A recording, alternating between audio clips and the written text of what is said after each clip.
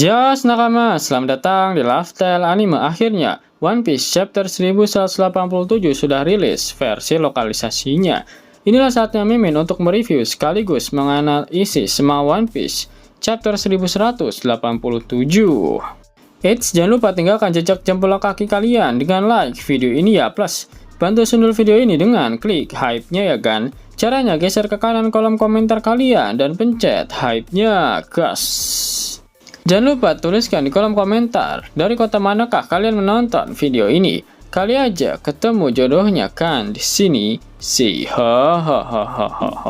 One Piece 1187 diawali dengan catatan Luffy menghajar Imu. Yap, aksi tersebut membuat Loki sangat terkejut. Ekspresinya bahkan memperlihatkan jika dia benar-benar sangat kaget.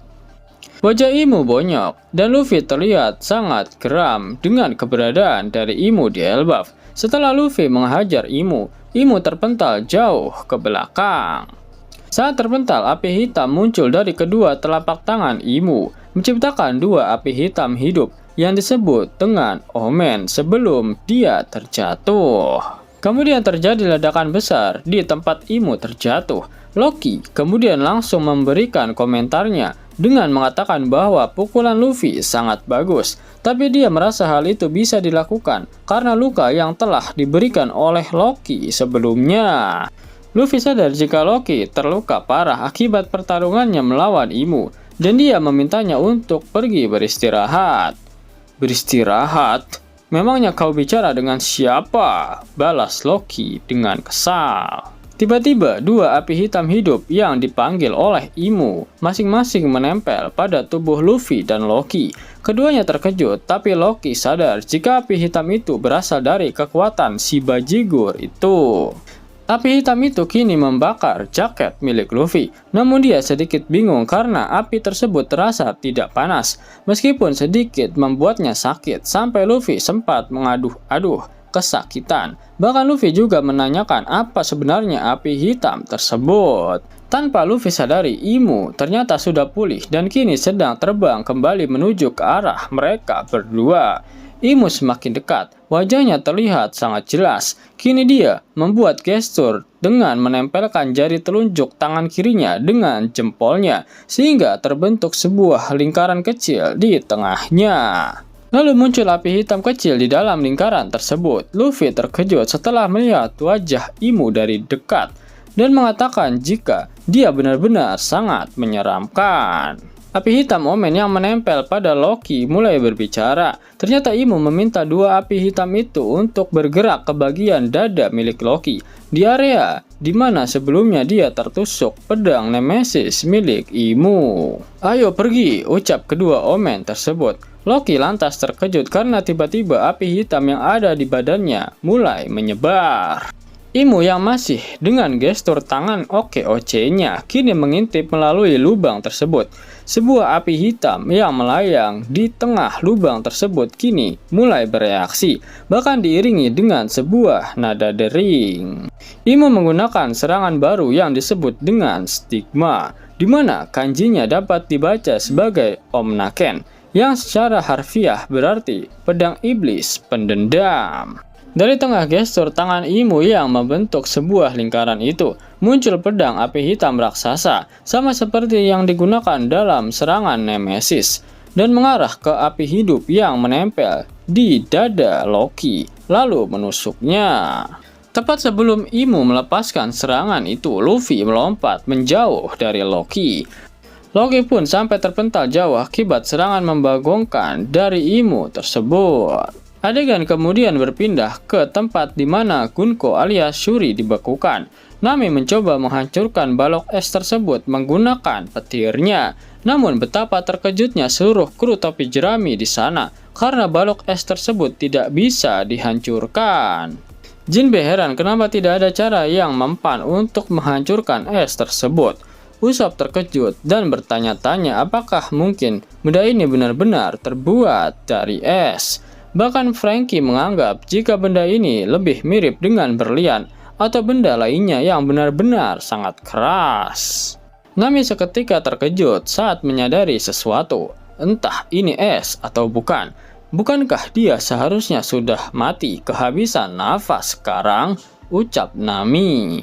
Di momen ini, kita diperlihatkan sosok Gunko yang memang masih terjebak di dalam es tersebut. Aduh, ucap Brook yang memegang balok es tersebut sembari mengeluarkan ekspresi aneh, dan seketika Nami menyebutnya bodoh. Brook kembali berkata, tapi lihat, ini terasa dingin saat disentuh. Atau sebenarnya aku tidak terlalu yakin. Tapi, kau tidak bisa membedakannya, teriak Nami dengan ekspresi yang sangat kaget. Kini giliran Frankie yang mencoba menyentuh balok es tersebut. Hei, kau benar. Saat aku menyentuhnya, aku tidak terlalu yakin, ucap Frankie. Nami yang kesal kembali berteriak, cukup! Kalian yang bukan manusia memang tidak bisa membedakannya. Ini sudah pasti dingin. Jinbe menyadari sesuatu, dia meminta semua kru untuk berhati-hati karena ada sesuatu yang mendekat dari arah belakang. Ternyata Loki terpental sampai ke tempat mereka. Tubuhnya baru bisa berhenti ketika punggungnya menabrak balok es yang memerangkap Gunko, dan itu pun tidak membuat balok es tersebut hancur. Tak berhenti sampai di situ. Palu Ragnir kini terlempar ke arah kru topi jerami, dan Nami memperingati yang lainnya untuk segera menyelamatkan diri. Palu Ragnir ternyata membentur balok es yang memerangkap Gunko, sedangkan kru topi jerami berteriak karena takut tertimpa oleh palu raksasa milik Loki. Selain itu, mereka juga terkejut saat melihat Loki yang terkapar. Mereka bertanya-tanya apakah Loki sudah berhasil dikalahkan, ditambah dengan dadanya yang seperti baru saja tertusuk sesuatu. Yap, kita lalu diperlihatkan dengan jelas bekas luka tusukan dari teknik stigma yang menembus dada milik Loki. Dia bahkan sampai batuk darah akibat terkena serangan tersebut. Ragnir seketika berubah ke wujud tupainya dan berlari ke arah Loki untuk melihat bagaimana keadaannya saat ini. Tak berselang lama, Usopp berteriak dan meminta yang lain untuk melihat ke bagian atas dari balok es tersebut. Brook terkejut karena ternyata esnya mulai mencair dan dia sudah tidak sabar untuk bisa bertemu lagi dengan Putri Shuri.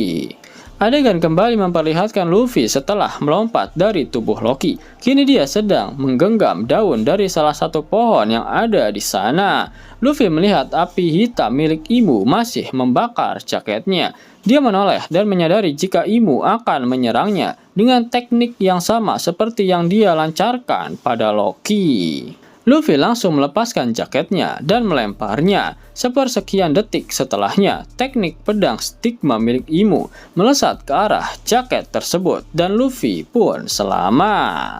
Adegan kemudian berpindah, Zoro tiba di lokasi Somers di Pelabuhan Barat, tempat kapal yang telah diperbaiki dan akan digunakan untuk mengangkut anak-anak yang diculik Killingham sedang berlabuh.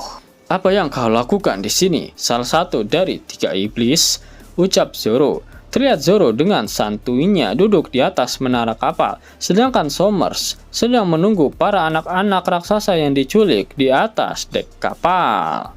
Somers menanggapi perkataan Zoro. Salah satu topi jerami, kau tadi ada di desa. Ada apa? Kau bisa terluka loh.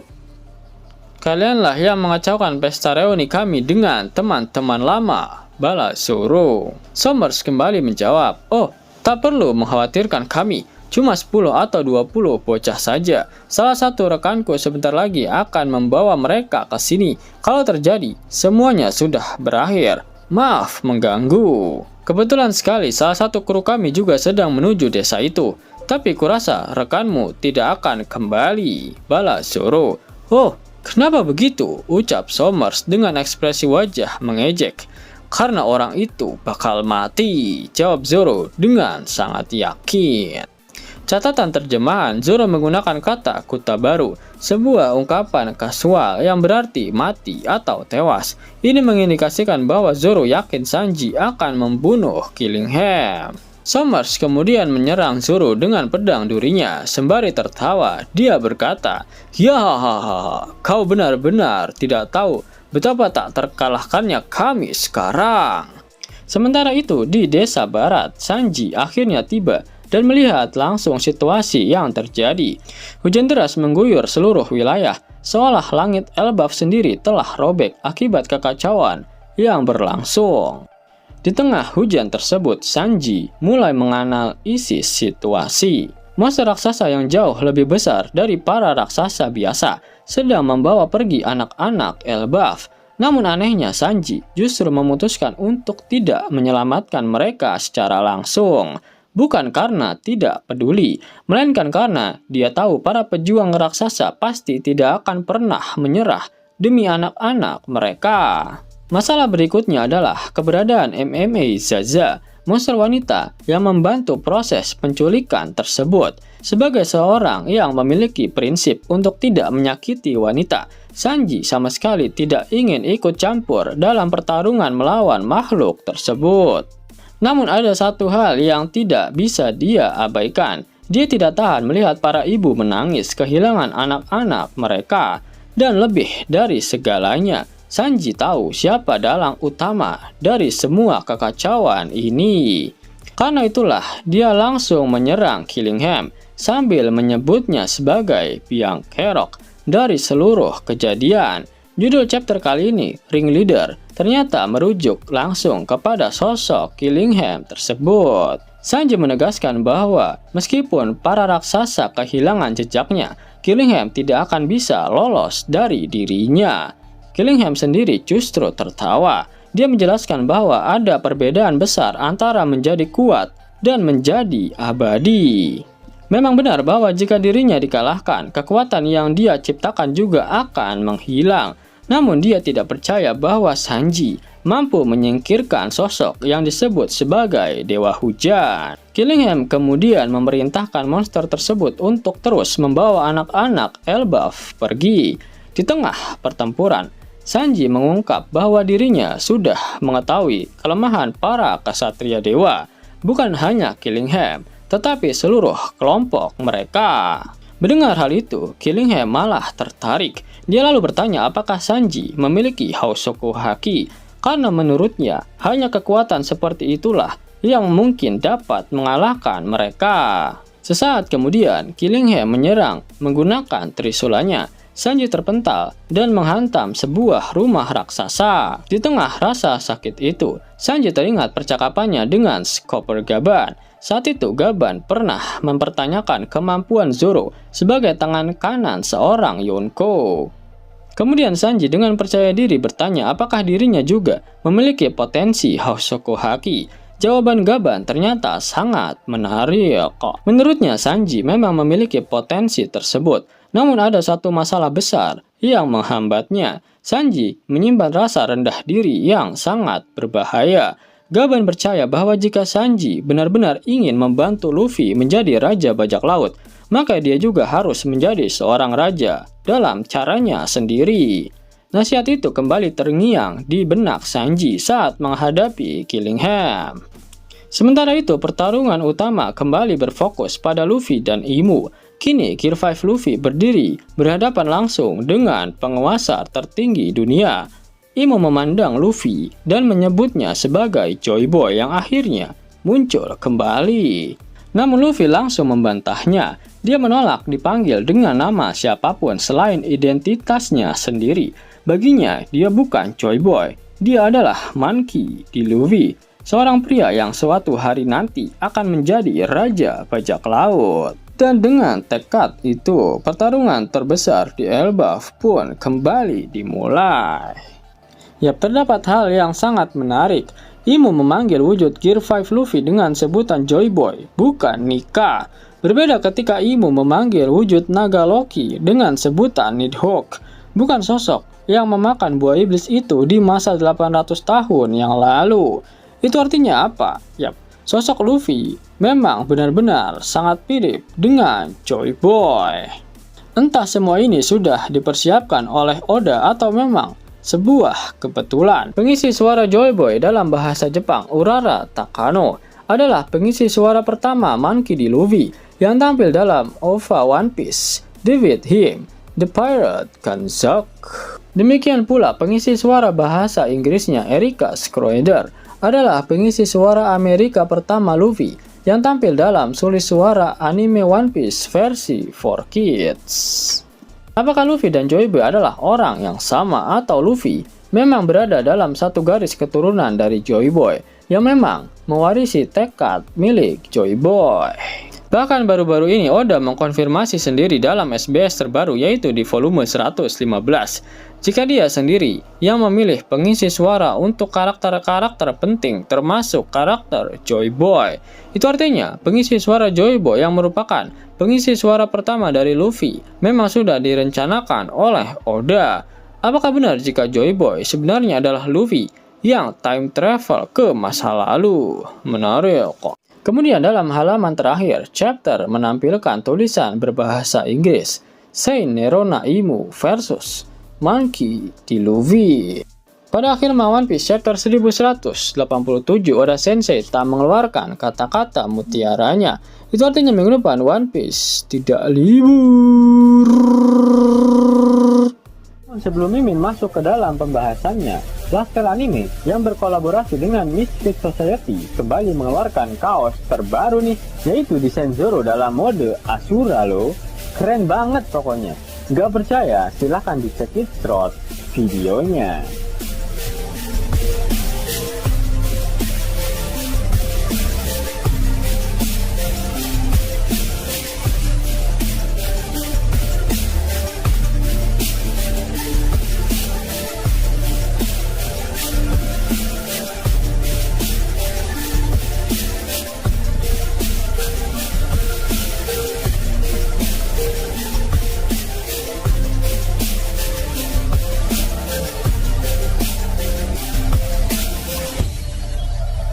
Bagaimana? Keren kan? Bagi kalian nakama Opler, terutama para fan gaynya Babang Marimo, kudu wajib harus punya baju ini. Gaskan, link pemesanan ada di kolom deskripsi. Jos nakama, itulah hal menarik yang terjadi pada One Piece terbaru. Jika kalian menyukai video ini, jangan lupa klik like, share, dan subscribe channel ini ya, agar nakama semua tak ketinggalan info menarik seputar One Piece. Arigato.